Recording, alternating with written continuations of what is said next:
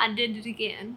I am taking a pause from my master's program again, and I wanted to share a little bit of why.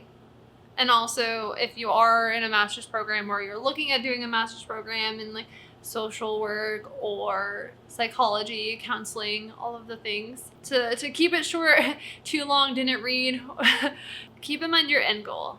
And I say that because I started this program a year ago, and don't get me wrong, I have loved it and I have been so grateful for it. But I went into it knowing it wasn't CACREP accredited. Essentially, it's an accreditation. It's where different universities can submit their program, and then it goes through a whole review process.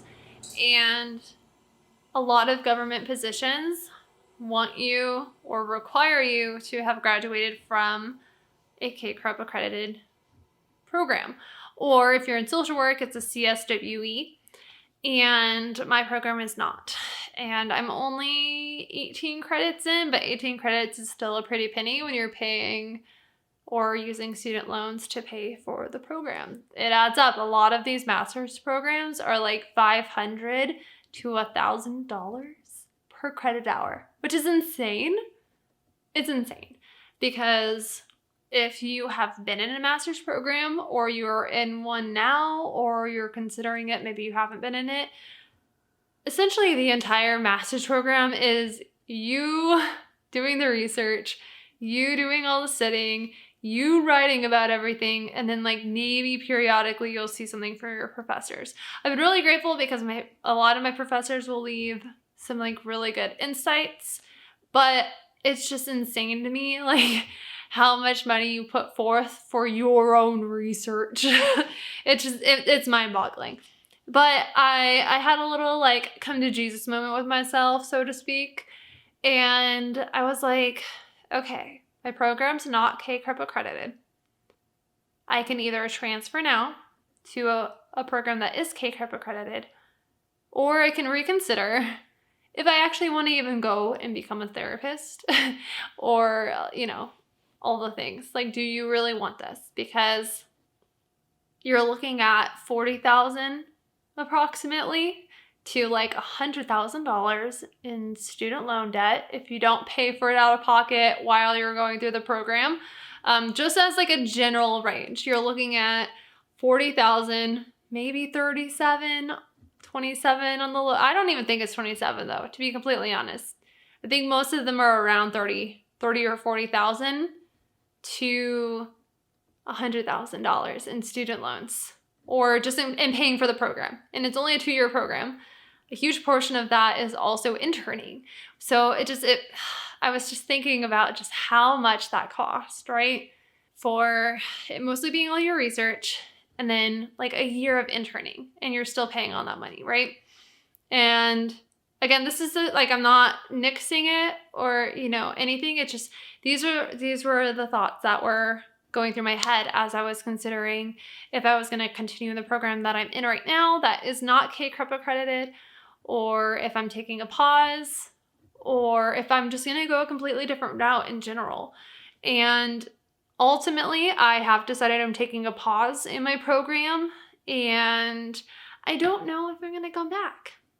I really don't, because I have always been very big on like entrepreneurial aspects. And in my head, I was like, okay, I'm going to go and get this degree. I'm going to work a couple of years with a company. And then after I've gained some really good experience and a better understanding of the field, then I will start my own business. And my battery's almost dead already. Gosh darn it.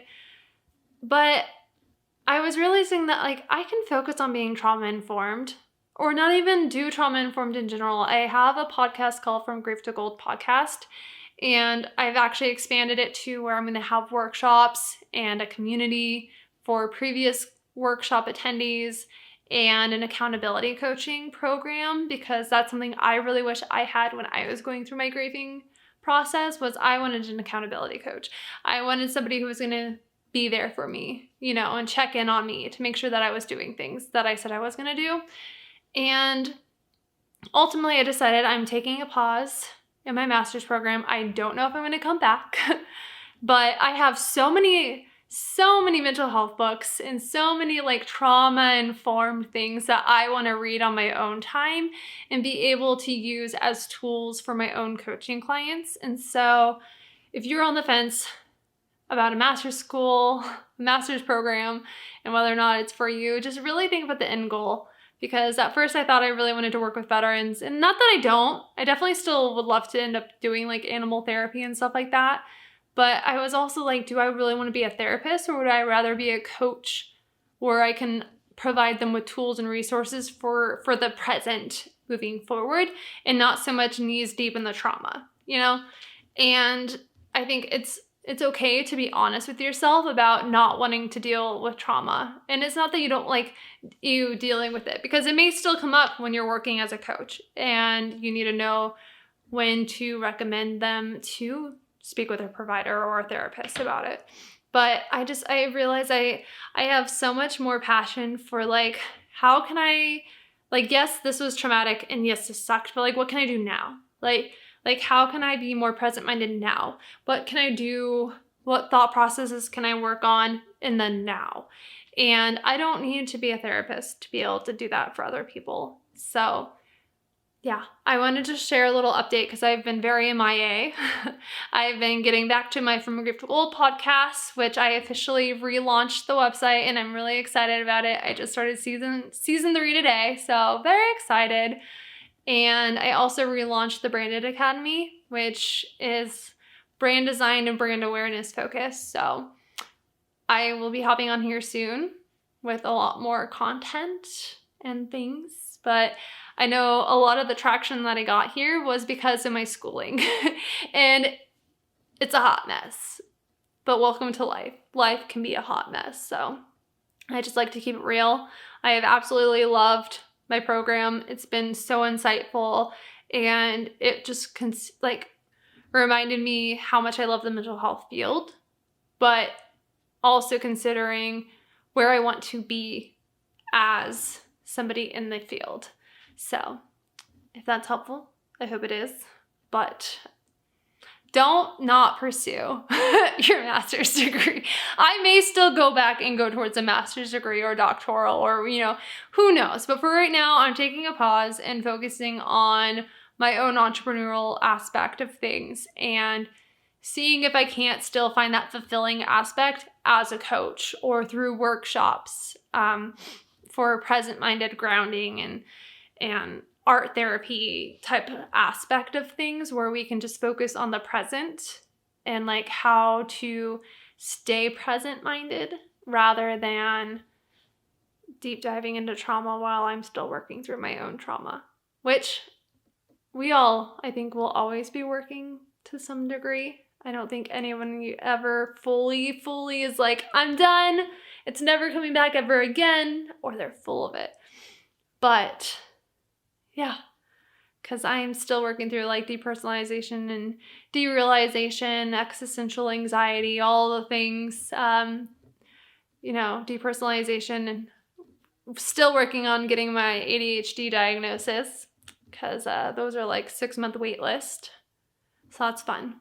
But yeah, that's really all I have. Sorry, this is like long and random, but not sorry, because that's just how I am and who I am. But I don't want to deter anybody from pursuing their master's. I just also want to be realistic about how much it costs and how much you'll make, because a lot of the jobs made like $40,000. Some of them made $90,000. Some of them make $90,000, but it's just something to keep in mind, like being $40,000 to $100,000 in student loan debt, and then what you're realistically going to start off with until you are licensed as a social worker or licensed as a counselor. And so that was one of my big points of like, do I want to pursue this? Do I not want to pursue this? What are my other options that still allow me to help people? So I hope this is helpful. I've said this like 50 times, but that's all I got for you. Let me know if you have any questions, or if you're pursuing a program, or if you've already graduated from a master's program, any, tips or tricks or advice that you would give to somebody pursuing it. So that's all. Goodbye.